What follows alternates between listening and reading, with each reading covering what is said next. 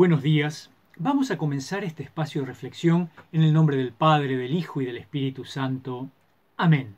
Oremos. Señor Dios, tú condujiste a tu antiguo pueblo a través del desierto hasta alcanzar la tierra prometida.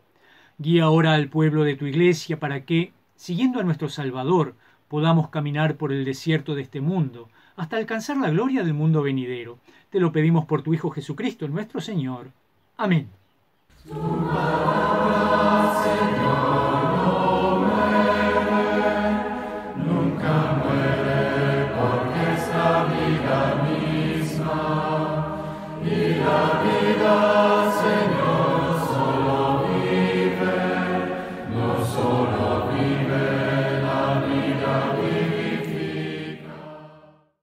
Leemos el Evangelio de San Marcos, capítulo 1, versículo del 9 al 15.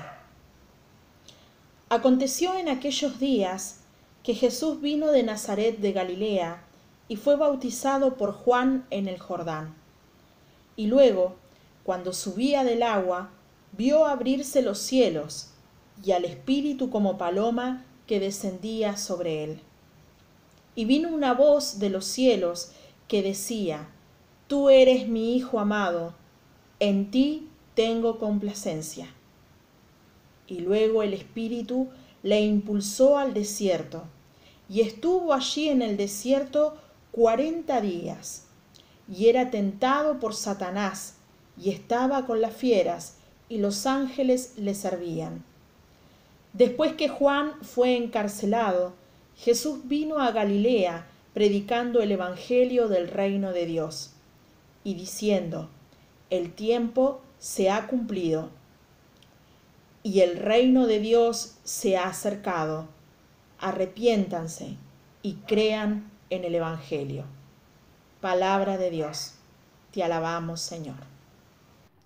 En los 3 ciclos litúrgicos se lee el primer domingo de Cuaresma el relato de las tentaciones. Este año leemos a Marcos, cuyo objetivo es distinto al de Mateo y Lucas. En él no pretende alertarnos sobre las clases de tentaciones que podemos experimentar. De hecho, Marcos no presenta las 3 tentaciones, porque plantea toda la vida de Jesús como una constante lucha contra el mal. La clase de tentaciones que sufre y el resultado de la lucha serán el tema del Evangelio. Por eso no tiene sentido adelantar acontecimientos. Es más, no vuelve a aparecer Satanás. Su lugar lo van a ocupar instituciones y personas de carne y hueso, que a lo largo del Evangelio intentarán apartar a Jesús de su misión liberadora. La tentación siempre está ahí. Tras el breve relato del bautismo, el relato de la tentación comienza con la habitual frase «después de esto».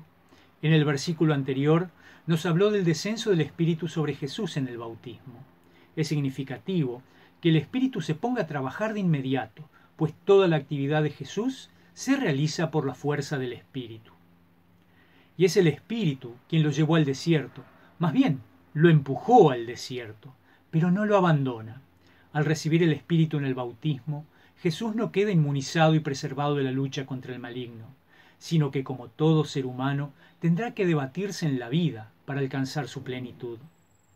No hace falta resaltar la importancia que tiene la figura del desierto en las Escrituras. El desierto es el lugar teológico de la lucha, de la prueba, y una vez superada la prueba, del encuentro con Dios. Es imposible no recordar todo el simbolismo del desierto para el pueblo de Israel. La clave de su historia de fe se encuentra allí. Jesús sufre las mismas tentaciones que Israel, pero las supera. El número 40 es otra clave simbólica para entender el relato.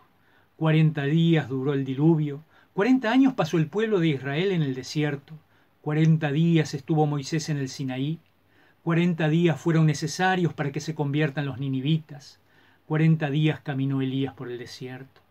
No se trata de marcar un tiempo concreto, sino de evocar una serie de acontecimientos salvíficos en la historia del pueblo, que quedarán superados por la experiencia de Jesús. Satán, que no significa otra cosa que el que acusa en el juicio, es todo lo contrario al Paráclito, que es el que defiende en un juicio. En Mateo y Lucas, las tentaciones tienen lugar al final de los 40 días.